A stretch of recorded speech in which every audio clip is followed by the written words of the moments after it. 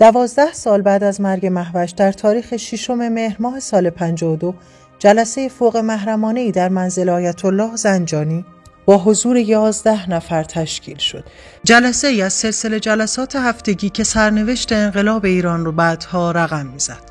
در این جلسه سید علی اکبر کبیر قاضی بازنشسته اظهار کرد که من در عمرم یک تشییع جنازه و یک مجلس عروسی با اهمیت و با شکوه دیدم. تشییع جنازه مهوش خواننده و رقاصه کاواره ها و عروسی فریدون فرخزاد. در این جلسه حاضران از این موضوع اظهار نگرانی شدید کرده بودند. این نامه یک سند تاریخی که اهمیت خاکسپاری مهوش رو در بین موافقان و مخالفانش نشون میده. خاکسپاری که با ترک خوردن دیوارهای قبرستان ابن بابویه معروف شده. ممنون میشم که در این ویدیو با ما همراه باشید تا بخش‌هایی از حواشی جنجالی خاکسپاری مهوش رو با همدیگه مرور بکنیم.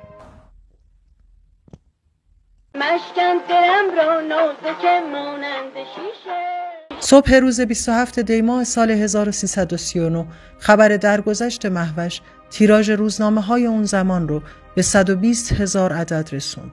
عددی که یک رکورد تاریخی بزرگ در روزنامه نگاری اون زمان ایران محسوب می شد.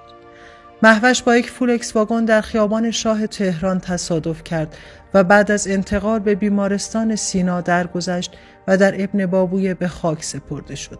خاکسپاری او به حدی شلوغ بود که دیوارهای گلی قبرستان ابن بابویه ترک برداشت و در مراسم حفت او هزاران هزار نفر شرکت کردند. مراسمی که شاید در زمان خودش شلوغ ترین خاکسپاری تاریخ ایران رو رقم میزنه. تبرقی به اخبار و حواشی برخی مجله های اون زمان خالی از لطف نیست. مجله ترقی میگه مهوش در زندگی طرفداران و دوستداران زیادی داشت و تمام هنرمندان برای او اشک ماتم ریختند. روزنامه بامشاد درباره تجلیل فوق‌العاده مردم از مهوش و اجتماع بی سابقه‌ای که در مراسم شب هفتش برپا شده بود در سرمقالش نوشت: مهوش البته مجتهد جامعه و شرایط نبود، زن هیچ یک از وکلا نبود، با هیچ یک از بزرگان نسبتی نداشت، از بام تا شام روی سجاده غلط نمیزد، بلکه برعکس می میخورد و میرقصید، ولی هر چه بود روی تارهای دل مردم مینواخت و قلب مردم رو با همه هیجان و التهابش به سوی خودش کشیده بود. مهوش برخلاف بسیاری رجال علمی و فرهنگی و سیاسی که حرفشون رو مردم نمیفهمیدند، هر چه میگفت مردم میفهمیدند. وقتی میخواند این دست کجه، این تجلی روح شوخ و پرمزاح یک ملتی بود و مهوش جوابگوی خواست مردمی بود که به دنبال آدمی میگشتند تا از او راست بشنوند. مهوش وعده اضافه حقوق نمیداد، وعده خانه‌های مصفا نمیداد. نمیگفت فردا چه خواهم کرد و پس فردا. او بی وعده و وعیدی متاع خود را بی کم و کاست همان لحظه عرضه می‌کرد. مقاله درخور توجه دیگه‌ای به اسم کی میگه کجه، مهوش راست میگفت، از سپیده هم چاپ شده. سپیده در این مقاله میگه من برای داشمشتی ها مینویسم، برای لات ها، کلاه مخملی ها و جاهل ها، برای آنهایی که دل دارند و هیچ کس دلشان را به چیزی نگرفته. من برای مهوش می نویسم، برای کسی که همه به او بد گفتند، چون احساس می کنم کسی هم باید برای 200,000 نفری که بر سر قبر او حاضر شدند چیزی بنویسد. من برای زنی می نویسم که بچه به بغل پای پیاده با صداقت بر سر قبر زنی رفت که عمری او را خندانده بود. مهوش خیلی ساده، همانطور که مثل یک قارچ رویده بود، مثل یک قارچ هم از میان رفت، اما فرقش این بود که مسموم نمی کرد.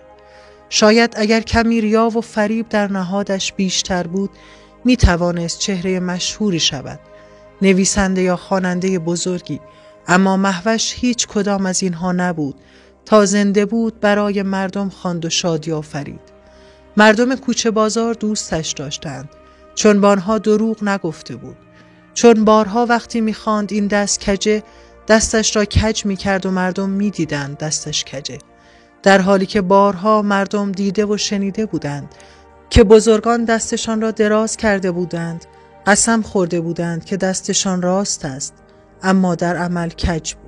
بهترین مقاله‌ای که میشه درباره مهوش نوشت همونی بود که مردم با مراسمی که در شرکت کردند نوشتند. با اخلاص تمام احساسشون رو نسبت به مهوش نشون دادند و در مراسم شب هفتش مراسم بی سابقه‌ای در پایان یک زندگی نقش کردند. مراسمی که تا روزها به طور ناشناس سر چهارراهی که مهوش فوت کرده بود شمع روشن کردند. هر کس با هر وسیله‌ای که در دسترسش بود به ابن بابویه اومد. حتی گاری‌های بازار هم برای حمل و نقل مسافرها و عزاداران استفاده می‌شد. سنت‌های دیرینه شکسته شد. از گریه و زاری خبری نبود. کسانی که مست می‌آمدند و با شعرها و تصنیف‌های او به محوطه گورستان وارد می‌شدند. در میان دوستدارانش بانو دلکش، پوران و دوست صمیمیش آفت هم دیده می‌شد. جمعیت بیش از 150,000 نفر تخمین زده شده بود و به قدری دست گل در گورستان زیاد بود که فرشی از گل روی زمین پهن شده بود. مردم میوه و شیرینی مجانی بین همدیگه هدیه می کردند. اغلب مراسم‌های هفت ابن بابویه تعطیل شد. از افراد مهم این مراسم آفت دوست صمیمی او بود که تعدادی از طرفدارانش با چاقو رو همراهی می کردند. مصدق و مانی هم در این مراسم شرکت کردند که اگر عده‌ای از جاهل‌ها به دادشون نمی رسیدند بلایی سرشان می آمد. گفتند مرضیه آمده و آنقدر شلوغ شد که زنها زیر دست و پا رفتند ولی مرضیه را کسی ندید. نکته جالب توجه دیگه حضور ویگن بود که در میانه راه وقتی فهمیده بود جمعیت زیاد است از آمدن صرف نظر کرده بود، چون در مراسم شب هفت دیگری او را خیلی اذیت کرده و زنها نیشگونش گرفته بودند. حدود 10 ساعت راهبندان بود و مردم تا نیمه شب از آنجا برمیگشتند.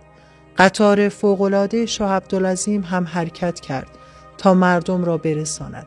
ترافیک به حدی شد که فاصله شهرری تا تهران حدود 3 ساعت بسته بود.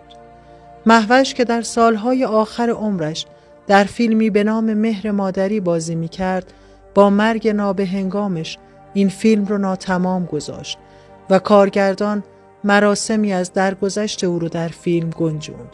گروهی از مراسم هفت او برای گنجاندن در فیلم برداری می کردند. مهوش خواننده‌ای بود که با همه موافقان و مخالفانش آنچنان محبوب شد که هیچ کس نتوانست جای خالی او رو پر کنه. خاطره جالبی از شهناز تهرانی، بازیگر فیلم جنوبی که در این فیلم نقش مهوش خواننده معروف کوچه بازاری چندین سال قبل رو بازی می‌کرد شنیدنیه. او میگه روزی از استودیوی فیلم برداری بیرون اومدم و دیدم که همه شیشه های اتومبیل نوام شکسته شده و روی صندلی اتومبیل یادداشتی گذاشتند که مهوش یکی بود و بس. هنوز خیلی زوده بتونی جای اونو بگیری. اگه بخوای بازم نقش اونو بازی بکنی با ما طرفی. دوستداران مهوش. روحش شاد و یادش گرامی باد. ممنونم که تا اینجای ویدیو با ما همراه بودید و ممنون میشم که با نظرات ارزشمندتون به ما دلگرمی بدید.